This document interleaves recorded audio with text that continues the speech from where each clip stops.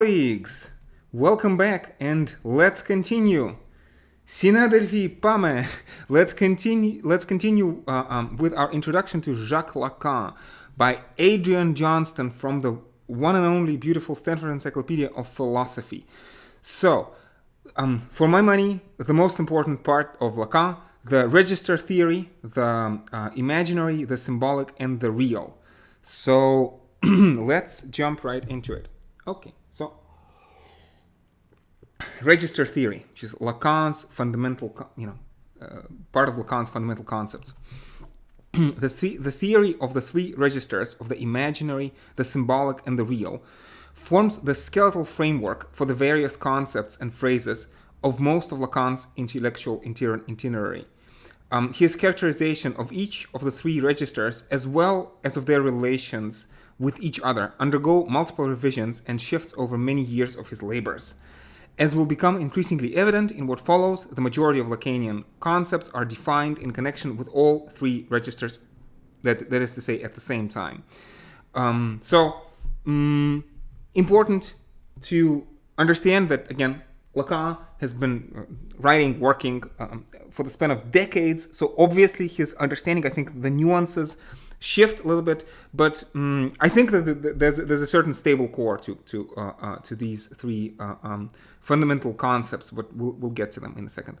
So by the 1970s, with his meditations on the topological figure of the Borromean knot, the knotting of three rings pictured on the coat of arms of the Borromeo family, the Borromean knot is arranged such that if one ring is broken, all three are set free in disconnection. Lacan emphasizes the mutual dependence of the registers on one another. Hence, loosely speaking, the imaginary, the symbolic, and the real can be thought of as the three fundamental dimensions of psychical subjectivity a la Lacan. So, anyway, three fundamental dimensions of psychology, of individual psychology, of psychical subjectivity. Furthermore, scholars sometimes segment Lacan's evolution into three main periods, with each period being distinguished by the priority of one of the registers. So early Lacan talks about the imaginary, 1930s and 40s, middle Lacan of the symbolic, 1950s, and then later Lacan of the real, 60s and 70s.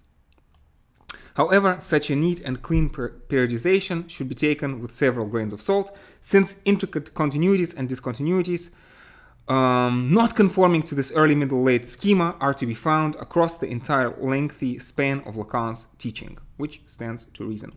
Let's take a moment. I'm not sure this is super useful. Let's take a moment to just look at the Borromean rings. So the Wikipedia gives us the following picture. Might not be the best picture, but we'll stick with it. Yes. So the rings, something like this. So the idea is that at least or superficially, again, the rings are arranged such that if one ring is broken, all three are set free in disconnection. Lacan emphasizes the mutual dependence of the registers on one another. I have to be honest, I haven't really found this picture to be particularly illuminating. Like, I'm not sure. My way of explaining Lacan is usually without the reference to these three rings, but they're there, so let's keep them in mind. Anyway, let's continue. The imaginary. So Lacan tends to associate, although not exclusively, the imaginary with the restricted spheres of consciousness and self-awareness. So again, my oversimplified way of explaining the imaginary is that this is kind of first-person subjective experience in the sense of what, let's say Kantian phenomena, distinct from the real, the Kantian noumena, and distinct from language, so kind of non-linguistic, immediate pre-linguistic or non-linguistic experience. Kind of this non-verbal sense data, non-verbal or pre-verbal sense data. Let's continue. It is the register with the closest links to what people experience as non-psychoanalytic quotidian reality. So again, like everyday reality. What do I feel like from within? Who and what one imagines. So this is, again, we're talking about the imaginary. So this is who and what one imagines other persons to be. What one thereby imagines they mean when they communicate. communicatively interact, who and what one imagines oneself to be. Who and what one imagines oneself to be. And again, this interesting idea for strict empiricists, there is no interesting difference between perception and imagination, right? So I close my eyes, I imagine an elephant, and I have a certain experience inside of my head. Like if I open my eyes, and if there's a real elephant in front of me, there's a certain commonality between the two. And so this is one of the reasons to use this term imaginary. Again, kind of mind is active, right? Mind actively creates and constructs reality, if you want, social construction of reality, or subjective construction of reality. Say hi to Kantian Copernican revolution, right? That mind is active. Anyway, so yes, so who and what one imagines oneself to be, including from the imagined perspective of others. All of the preceding is encompassed under the heading of this register, the imaginary. Okay. Such a description indicates the ways in which the imaginary points to the core analytic ideas like transference, fantasy, and ego.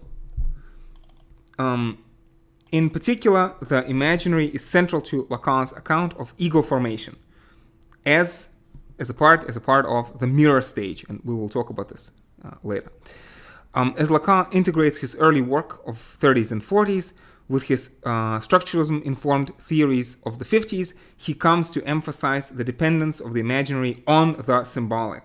The dependence of the imaginary on the symbolic. Again, my oversimplified easiest way is to say that how the language shapes our experience. If you want, this is kind of, think of the Sapir-Whorf's linguistic relativity hypothesis. It's not the same, obviously, but I think it's an interesting comparison. Sapir-Whorf linguistic relativity, and again, maybe think of Wittgenstein. Again, the limits of my language are the limits of my world. Although, well, anyway. So again, the dependence of the imaginary on the symbolic. This dependency means that more sensory perceptual phenomena, images and experiences of one's body, affects as consciously lived emotions, envisionings of the thoughts and feelings of others, etc., are shaped, steered, and over-determined by the socio-linguistic structures and dynamics, which is hopefully exactly what I said. Shaped, steered, and determined, or maybe over-determined by socio-linguistic structures and dynamics. Within the growing importance of the real in the 1960s, the Borromean knots of the 70s, it becomes clear that Lacan conceives of the imaginary as bound up with both of the other two registers, incidentally with the imaginary and the symbolic, when taken together as mutually integrated, constitute the field of quote-unquote reality, which is in itself contrasted with the real. Interesting. So reality is not the real. The reality is not the real for Lacan. Reality, in fact, is this intertwining of imaginary and the symbolic.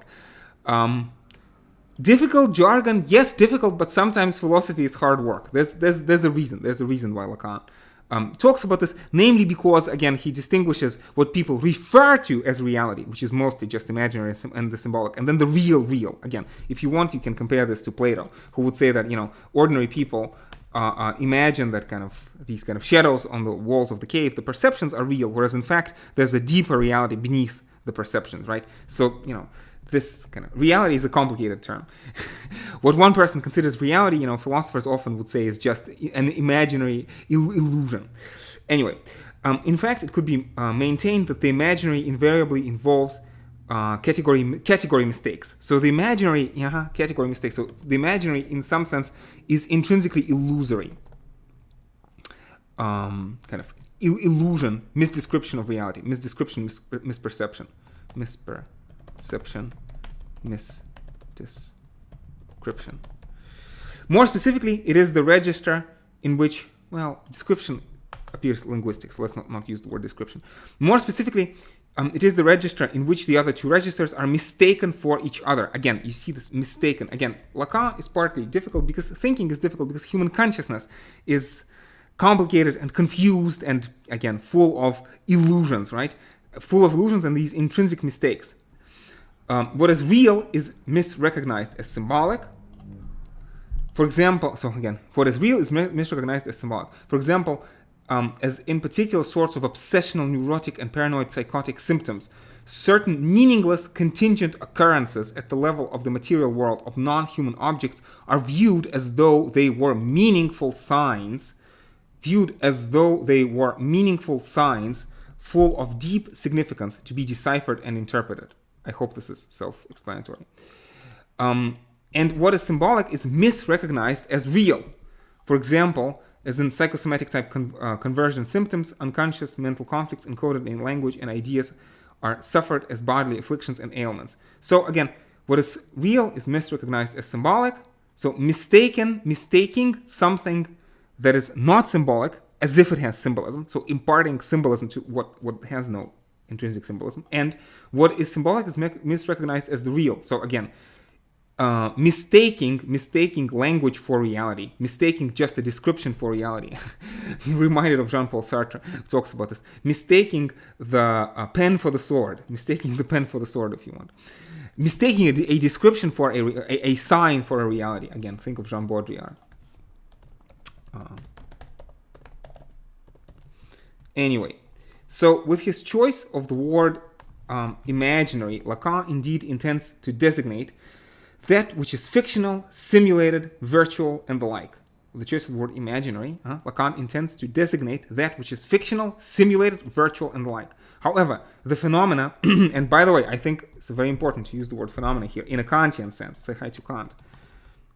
Kant has very little appreciation of language. That's a grave sin of Kant. And one reason Kant cannot be taken without a tablespoon of salt. In fact, why Kant, in a strict sense, cannot be taken seriously is because Kant does not understand the intricacies of language, which are, again, have been discovered by people like, starting with Hegel to some extent, Nietzsche, Saussure, Wittgenstein, Heidegger, right? So careful around Kant. But anyway, so however, the phenomena of the imaginary are necessary illusions. To put it in a Kantian locution, necessary illusions, to put it in a Kantian locution, or real abstractions, to put it in Marxian parlance. Interesting. So we have Kant here and Marx. Lacan, careful reader of both. This signals 2 points. First, as one of Lacan's 3 basic essential registers, the imaginary is an intrinsic, unavoidable dimension of the existence of speaking psychical subjects, an unavoidable dimension of the existence of speaking psychical subjects. So even though we speak, yet there's this dimension. Just as an analysis cannot and should not try to rid the analysand, right, the analysant, of his or her unconscious, so too it is neither possible nor desirable to liquidate the illusions of this register. So these illusions are necessary and they cannot be, nor should one try to get rid of them. Well, I think, again, in a tautological sense in which, for Kant, we are locked in the world of phenomena, and it's really impossible to get beyond them. Secondly, the fictional abstractions of the imaginary, far from being merely unreal, as ineffective, inconsequential, epiphenomenal, are integral to and have very concrete effects upon actual, factual human realities. So even though they are illusions, these illusions are effective. They have real impact. I'm reminded of again, Thomas' theorem from social theory. Thomas' theorem, or if you want, Berger and Luckmann, social construction. Berger and Luckmann, social construction. So Thomas' theorem, or sometimes Thomas and Thomas' theorem, the idea is that if the events are perceived as real, they are real in their effects. So if some phenomena or a hypothesis is perceived as real, it is real in its effects. Anyway, so this is the imaginary. The next step is going to be the symbolic. So the symbolic. Hopefully it's more or less relatively clear up until this point. So the symbolic. The Lacanian symbolic initially is theorized on the basis of resources provided by structuralism, tied to natural languages as characterized by Saussure and specifically post-Saussureans. This register also refers to the customs, institutions, laws, mores, norms, practices, rituals, rules, traditions, and so on of cultures and societies. So again, I would say that the imaginary is maybe somewhat closer to Freudian-ish, to Freudian I, to Freudian ego, right? Kind of my individual part of myself, kind of a more individual part of myself. Although, again, the three registers are interrelated. It's very important. The symbolic has to do with the social part of the self. Customs, institutions, laws, mores, again, and in this sense would be closer to the Freudian Über-Ich, superego, yeah? The over-I, right? The voice of conscience, the voice of society within us. I'm just trying to... Well, anyway, yeah. So these things being entwined in various ways with language, again, because human beings are social, and society is historical. No. Human individuality is linguistic, and language is social, and society is historical. Yes. So the customs, institutions, laws, mores, norms, they have a very important linguistic elements. They are entwined in various ways with language. Lacan's phrase, symbolic order, which encompasses all of the preceding, can be understood as roughly equivalent to what Hegel designates as objective spirit. To what Hegel designates as objective spirit. Yeah, pretty good. Feel free to watch my lecture on Hegel. This non-natural universe is an elaborate set of intersubjective and trans-subjective contexts into which individual human beings are thrown at birth, along the lines of Heideggerian Geworfenheit. Yes, I think all of these are very good references if you understand what they mean. A pre-existing order, preparing places for them in advance and influencing the vicissitudes of their ensuing lives. So in this sense, again, both Hegel and Heidegger are anti-Cartesian. So anti-Cartesian and anti-Kantian. So Hegel and Heidegger, this emphasis on sociality, emphasis on sociality, on human sociality, and this is an anti-solipsistic, if you want, anti-skeptical, anti-solipsistic, anti-skeptical, and therefore anti-Cartesian, anti-Kantian move. Anti-Cartesian, anti-Kantian elements. Again, that human beings, before we become skeptics, before we, before we doubt the existence of the real world outside, we are always already thrown, geworfen, into this world, says Heidegger. Anyway, so according to Lacan, one of the most significant, if not the most significant and indispensable condition of possibility, say hi to Kant, for singular subjectivity, well, Kant and Hegel, singular subjectivity is the collective symbolic order, sometimes named the big other. The big other, very important phrase. A phrase to be unpacked further shortly. Individual subjects are what they are in and through the mediation of the social-linguistic arrangements and constellations of the register of the symbolic. Especially during the period of the return to Freud, the analytic unconscious, as structured like a language. So, with respect to the structured like a language, so the analytic unconscious is depicted as kinetic networks of interlinked signifiers, signifying chains. Rendered thusly, the unconscious being of a symbolic nature, or a symbolic anti-nature in and of itself, is to be interpretively engaged with via symbolic medium of speech, namely the very substance of the being in itself of the speaking subject. Being in itself of the speaking subject. Wow. Par l'être, of the unconscious.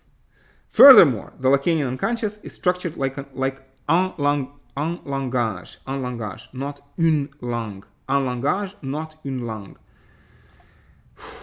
Although both French words translate into English as language, the former langage refers to the logic and structure of syntax and semantics, not necessarily specific to the particular natural languages, whereas the latter, langue, which also could be translated into English as tongue, does refer to the notion of a natural language.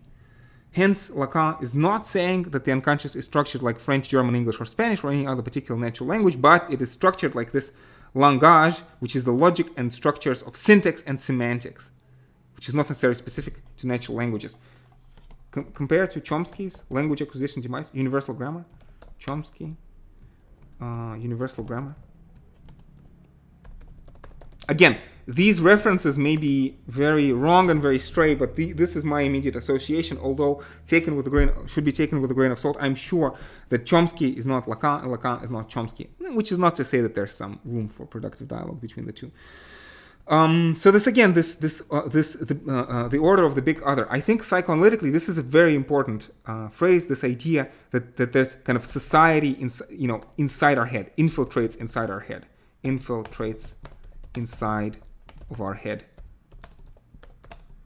Often in a transparent fashion, often invisibly, society kind of tacitly, secretly,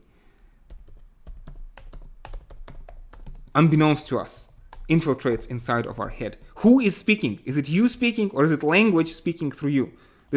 I use this phrase a lot. This is what is referred to, again, this big other. Okay, let's continue. Although the register of the symbolic comes to the fore only with Lacan's structurist phase of the 50s, arguably it is not without its precursors in earlier texts. Already in 1938, the idea of the complex in the Encyclopedia article on the family complexes anticipates how Lacan recasts the Freudian Oedipus complex via Levi-Straussian structural anthropology. Similarly, the prisoner's dilemma scenario narrated in 1954, prisoner's dilemma, that's very interesting, something to look into. Scenario narrated in 1945's logical time and assertion of anticipated certainty illustrates how a formal game theoretic apparatus governs the lived experience of subjects inserted into it. Moreover, the 1949 Écrit on the mirror stage hints at the enabling background presence of the socio-symbolic milieu, incarnated first and foremost by parental caregivers. Again, this symbolic order, this society infiltrating inside of our head. First and foremost, this is incarnated by parental caregivers. They are the vehicles through which we develop the superego, through which society kind of gets into our head. Which is not to say, again, like from standpoint of evolutionary psychology, there are already certain structures inside of our psyche, so to speak, pre-programmed by genetics. Again, think about this evolution. There are ways in which human sociality has affected even our genes over the hundreds of thousands of years of human evolution against the background of sociality. This is me speaking. This is not from the article. But let's continue with the article. First and foremost, parental caregivers triggered, prompting the child's identification with mirrored images of him or herself. As I will discuss subsequently here, this hint is expanded and embellished upon by Lacan in 1960s era revisions of the mirror stage. Okay. So, despite the rise to prominence of the register of the real, beginning around 1959-1960, the symbolic continues to play pivotal roles in Lacan's teachings right up until the start of the 80s. For instance, in the seminar 17 and the contemporaneous interview Radiophonie, Lacan forges his theory of the four discourses, those of the master, university, hysteric, and analyst. So the four discourses: discourse of the master, discourse of the university, discourse of the hysteric, and discourse of the analyst, to reflect the interlinked permutations of multiple kinds of social links configuring the relations between speaking subjects. More generally, though later, Lacan remains reliant on the notion of the real sides of the symbolic, these being signifiers in their meaningless, nonsensical materiality as visible marks and audible sounds. That is to say, letters in Lacan's technical sense. And this, by contrast, with the imaginary sides of the symbolic, in which signifiers are paired with signifieds to form meaningful, significant signs. So, à la Saussure's classical explanation of the successful communication via natural language. Such senseless signifiers and their enchainings amount to a late Lacanian rendition of Freudian primary processes as the thinking distinctive of the unconscious mindedness. Okay, this is not the easiest text to read out loud. This is not the easiest text to read. Okay, I've said a couple of things here, talking about Heidegger and Symbolic, Big Other. This stuff is a bit too dense. So, if you got some of that, pretty good. But let's continue. Let's just push through. Sometimes that's the best strategy. Push through, and we'll see how much of this makes sense at the end. When Lacan mentions structure, a word to which he has frequent recourse, he usually is thinking of his register of the symbolic. Between the periods of his return to Freud and later teachings, Lacan reconsiders and alters what is conceptualized under the heading of the like a language, comme un langage. So, the heading of like a language, part of his fundamental claim that the unconscious is structured like a language. However, from the 1950s until his death, his specific rendition of Freud's discovery consistently holds to the thesis that the unconscious is structured, right? So, in this phrase, the unconscious is structured like a language. Again, if we don't understand this too much, right? The unconscious is structured. The unconscious is a structure. This is kind of the easiest, the most superficial meaning of this phrase. The unconscious is a structure, or maybe a system of structures. That is to say, the unconscious is bound up with that which is symbolic, is an intricate labyrinthine web of ideational representations interconnected in multiple sophisticated manners. Okay. Contrary to the crudeness of commonplace vulgar picturings of Freudian analysis as the irrationalist neo-romantic psychology of the unruly natural depths, the unconscious is not the id, namely an archaic seething cauldron of unthinking animalistic instincts, i.e. something unstructured. So the unconscious is not the id. The unconscious is not the archaic seething cauldron of unthinking animalistic instincts. The unconscious is not something unstructured. The unconscious is a system of structures. This is the most, again, easiest, most superficial meaning of this phrase, that the unconscious is structured like a language. Okay. We're good so far. We're good. Not the easiest text, but I hope it makes at least some sense to us. Okay. So let's take a deep breath and push forward. We're almost done. Well, the real. The register of the real is tricky to encapsulate and evades being pinned down through succinct definitions. Lacan's numerous and shifting pronouncements apropos the real are themselves partly responsible for this absence of straightforwardness. But rather than being just a barrier to grasping the real, this absence is itself revelatory of this register. To be more precise, as that which is foreign to the imaginary symbolic reality, So the real is foreign to the imaginary symbolic reality. The reality is not the real. This reality is the realm containing conscious apprehension, communicable significance, and the like. So imaginary symbolic reality contains conscious apprehension and communicable significance. So what I imagine, what I directly perceive inside of my consciousness, let's write perception here, perception, and communicable significance, right? And this would not be perception, but this would be like spoken meaning, spoken language, like communicable insight, right? Communicable significance. So this is perception, and this is, I'm looking for a phrase. Let me write the word communication. Or intersubjective meaning, right? So, but the real is intrinsically elusive, resisting by nature the capture. So the real by nature resists the capture in the comprehensively meaningful formulation of the concatenations of the imaginary symbolic signs. It is, as Lacan stresses again and again and again, an impossibility vis-a-vis reality. So what is important is that the real is not reality. which is to say, again, the real is not, when we say reality, we talk about this imaginary symbolic reality. Imaginary symbolic reality. So imaginary, this would be kind of this first person. Let's just write the real is not reality, and the reality Lacan understands to be imaginary symbolic reality, which is to say, again, imaginary. This would be kind of, imaginary first person sense data.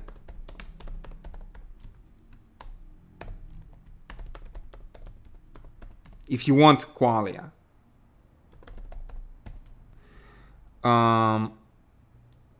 So imaginary plus symbolic reality, yes?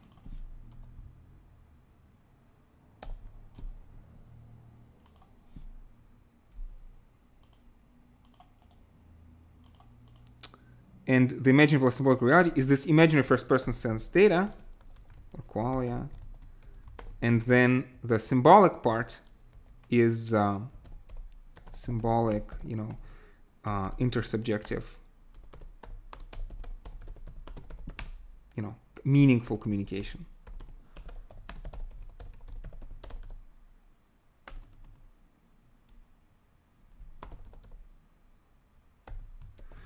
So basically, the real is beyond perception and beyond language. The real is beyond perception and beyond language.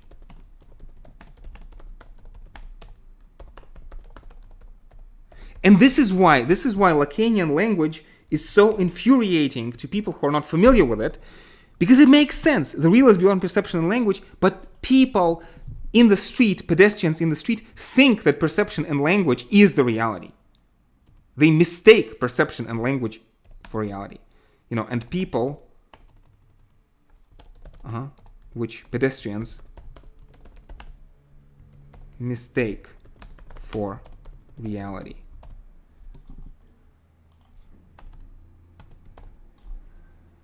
And again, to continue with this, so again, consider, in Kant, noumena, Kantian, we're going to talk about this in a second. Noumena or noumenon versus phenomena. Or consider Plato, kind of true reality, maybe the forms, versus, appearances. Shadows on the walls. So this is, and again, for Kant, people mistake phenomena for reality, and for Plato, people mistake appearances for reality. I hope this is clear enough, at least on some superficial level. Anyway, so Lacan's earliest employment of the term real, Lacan's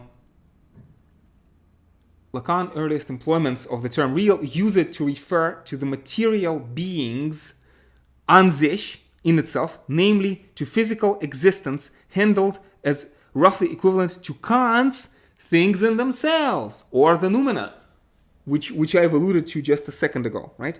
The real, hence, would be whatever is beyond, behind, or beneath phenomenal appearances accessible to the direct experiences of first-person awareness. So, the real, is beyond appearances, but is also beyond language.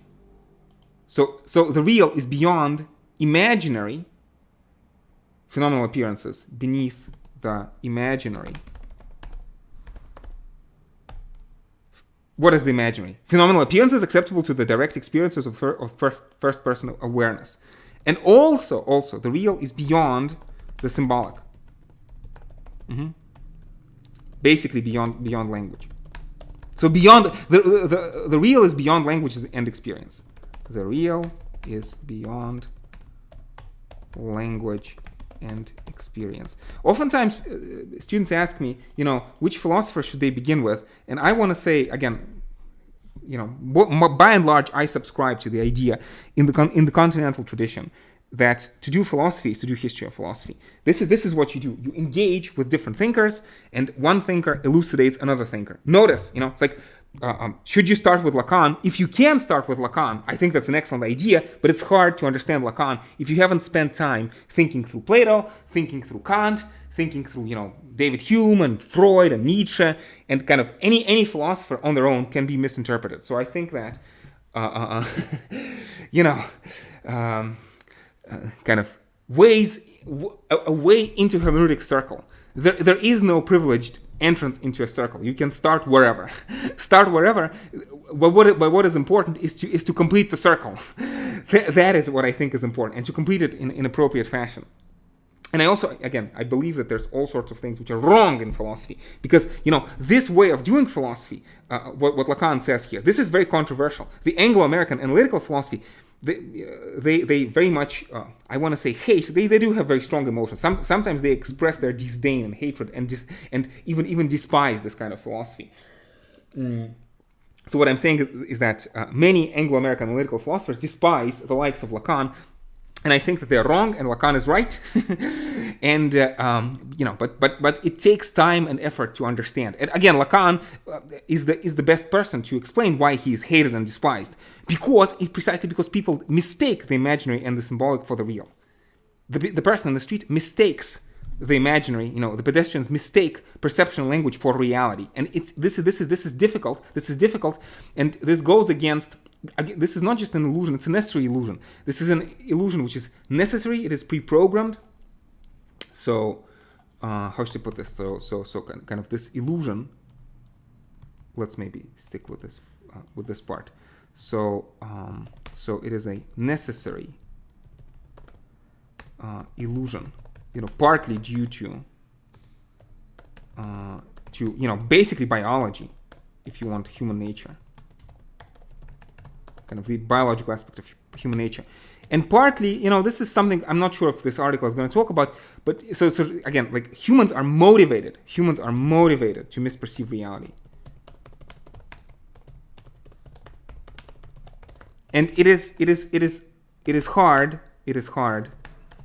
and actually painful to see clearly. So this is an uphill struggle. Those of you who remember Robert Wright talks about how, he talks about Buddhism and he talks about meditation, rebellion against natural selection. So he talks about how Buddhism or meditation or thinking clearly. So Buddhism, meditation, or just in general thinking clearly is a rebellion against natural selection. Because natural selection, biological Darwinian natural selection, predisposes us towards these mistakes. And again, it's painful, and again, somewhere along the lines, we need to add the logic of the capitalist system, capitalist illusions, not just capitalist illusions, just the way in which society, again, between conflict and consensus, the way in which society lies to us. Society, all the ways in which society lies to us.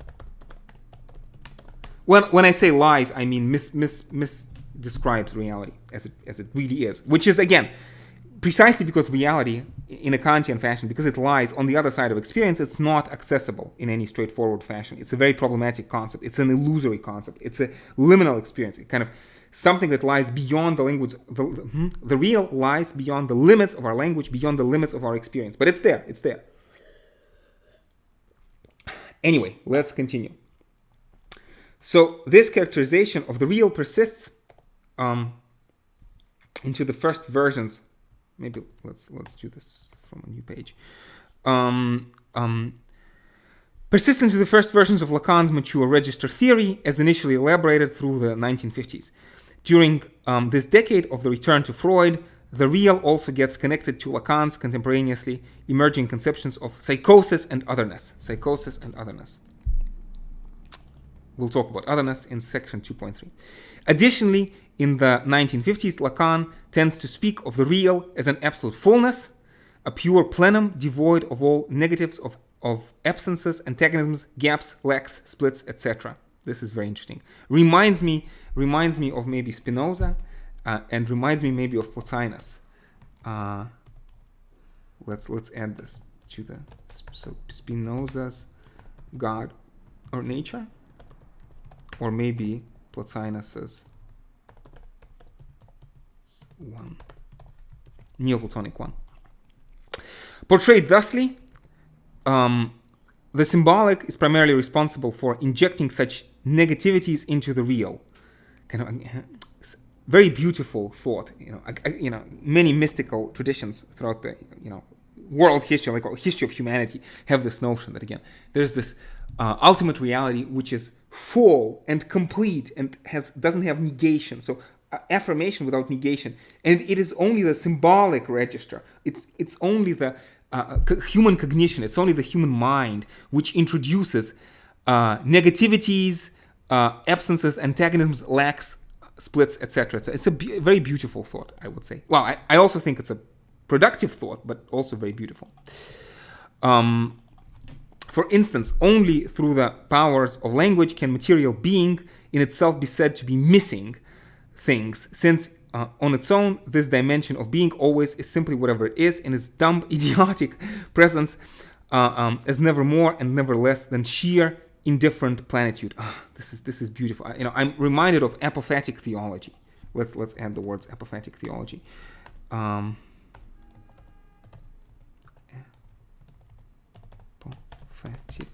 theology. We'll talk about apophatic theology some other day. Idiotic presence. Idiotic, idiosyncratic, right? Idiotic in Greek means it means individual, but kind of maybe to some extent kind of present at hand, like what we observe. Might be a stray reference. Okay, let's continue.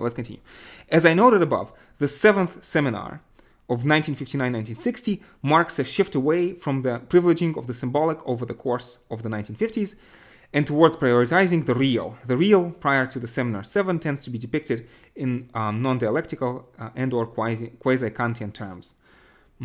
So the real tends to be depicted in non-dialectical and or quasi-Kantian terms. This is interesting. Although Kant is one of the main explicit foci during this academic year, Lacan's sustained reformulation of the real in this seminar introduces a quasi-Hegelian dialectical features into it, thereby nuancing and complicating his ideas about this register. So the real should have the connotation of Geist, of this kind of. For Hegel we have So let's do this just for fun. So subjective spirit. This is Hegel. So Hegel, subjective spirit is akin to the imaginary, objective spirit to the symbolic, and then absolute spirit to the real. So let's capitalize. As far as I remember, Lacan never capitalizes imaginary, symbolic, and real, but it becomes sometimes very difficult to read his text if we don't capitalize. Anyway, the new real involves convergences of opposites as a register of volatile oscillations and unstable reversals between excesses and lacks, surpluses and deficits, flooding presences and reigning absences.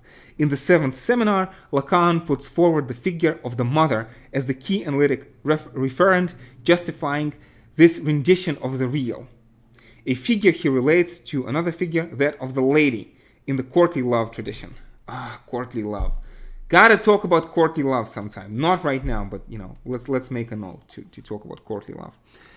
In the beginning of the psychical libidinal subject's ontogenic life history, the maternal caretaker is, at one and the same time, both overwhelmingly, stiflingly present or near in her strange, impenetrable alterity or otherness, right? So the mother is present and near, but also frustratingly, uncontrollably absent or inaccessible. There is either too much or too little of her, of the mother, vis-a-vis the child, never the right balanced amount.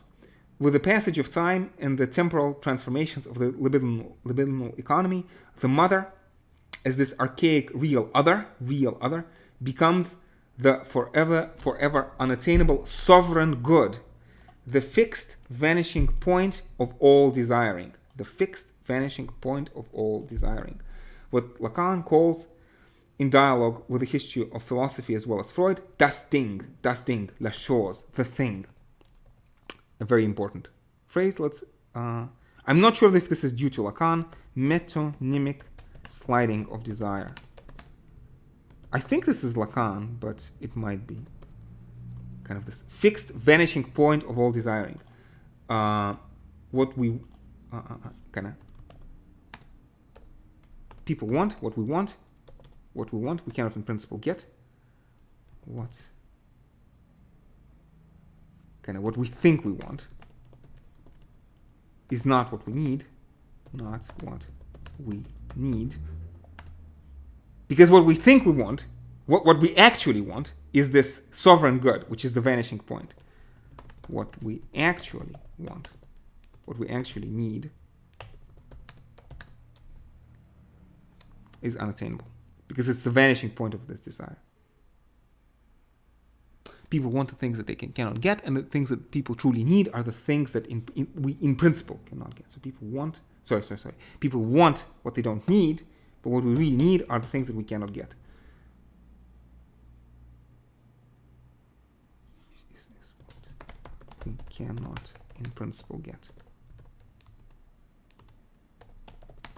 Because in this, I want to say quasi-Hobbesian fashion, Hobbes talks about this perpetual and restless desire of power after power that ceases only in death. Because in this quasi-Hobbesian fashion, kind of the object of our desire is precisely the sovereign good, the fixed vanishing point of all desiring. It is beyond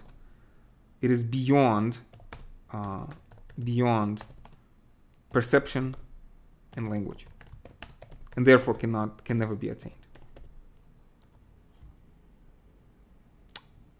Perpetual and restless desire of power after power that ceases only in death. Maybe compared to Schopenhauer as well, if you want. This will, insatiable will.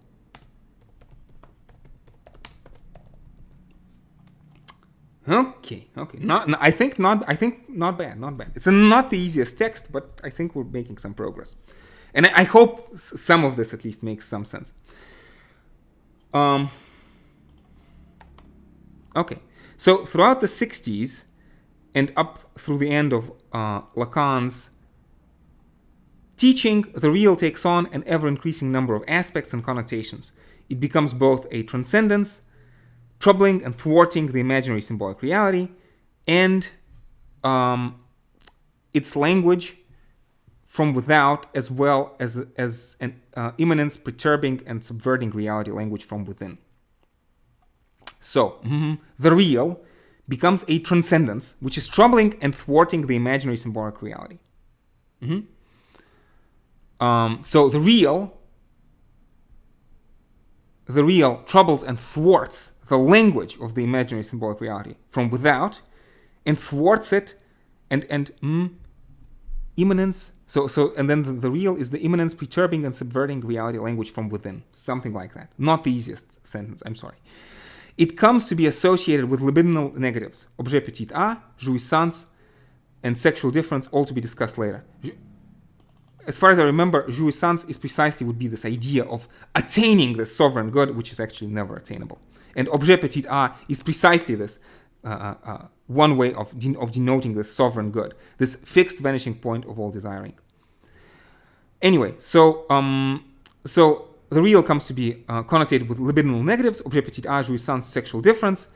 The real comes to be identified with, or not associated with material meaninglessness, both linguistic and non-linguistic. The real, associated with contingent traumatic events, unbearable bodily intensities, anxiety, and finally death. Yes, very importantly. So as regards the unconscious, as the principal concern of psychoanalysis, the later Lacan combines his earlier emphasis on sociolinguistic formations. So, for example, the unconscious is structured like a language. Say hi. So, with a subsequent stress on forces and factors internal but irreducible to these formations. So even though the unconscious is structured like a language, language plays a role, but there is something, namely the real, which is beyond language, Let's look at this phrase again. Factors internal but irreducible to language, beyond language. After the 1950s, real dimensions are added to the unconscious, with its symbolic dimensions being made to orbit around black holes. This is a very beautiful metaphor. Black holes of unsymbolizability. So, after the 1950s, real dimensions are added to the unconscious. And the symbolic dimensions are being made to orbit the black holes of this real, of the unsymbolizability. Impossible to represent via the signifier, like ideational representations, Freud's Vorstellungen of the language-like sides of the unconscious. This is a very difficult text to read.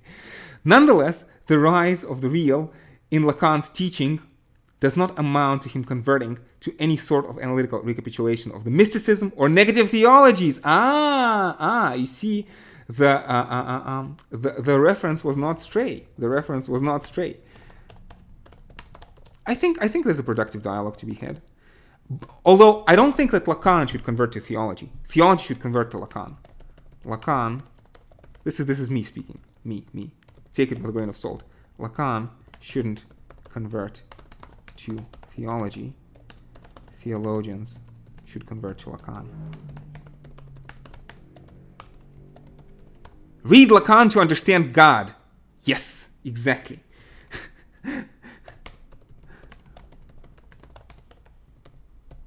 Read Lacan to understand God.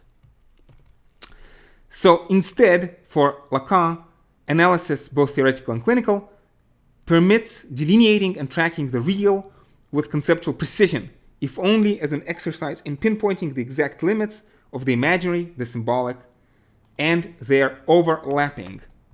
Excellent. We're finished. We're finished with this section. Not the easiest section, but I hope it was useful. Notice. What Lacanians would say is that the fact that you and me, the fact that we struggle through this text, that is good. These are good pains. It's a good, productive pain and effort of struggling with the text. If the text was easy, we would be bound, we would be trapped in the symbolic, we would be trapped in this symbolic imaginary dimension. This is the pain of trying to break through. This is the pain. So kind of the text tries to break the language from within. We need to break through, and it's a painful experience. Painfully break through the symbolic imaginary illusion of reality.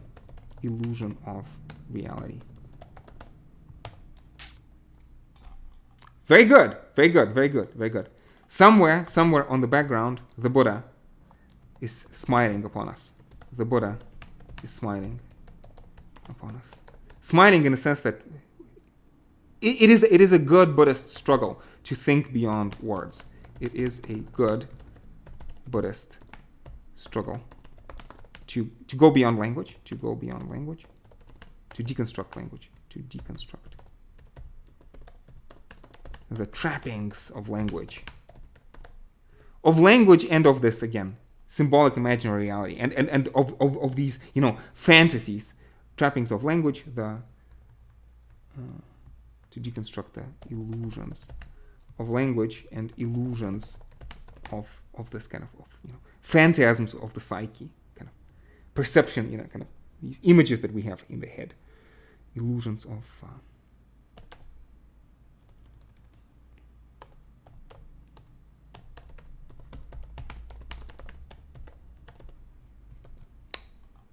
I'm not sure if this is clear, but again, this is not supposed to be easy. This is supposed to be hard work. This is supposed to be, with Plato, let's start chronologically. With Buddha, with Plato, with Kant,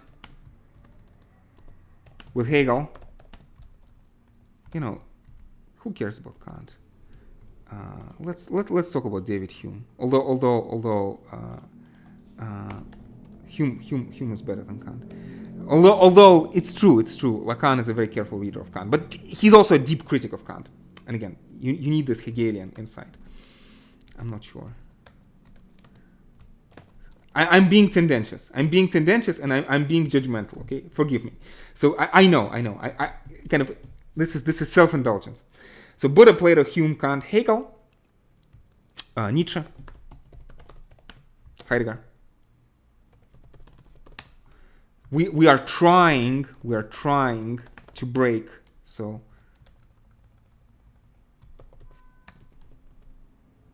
with Buddha, Plato, Hume, Kant, Hegel, Nietzsche, and Heidegger, we are trying to break through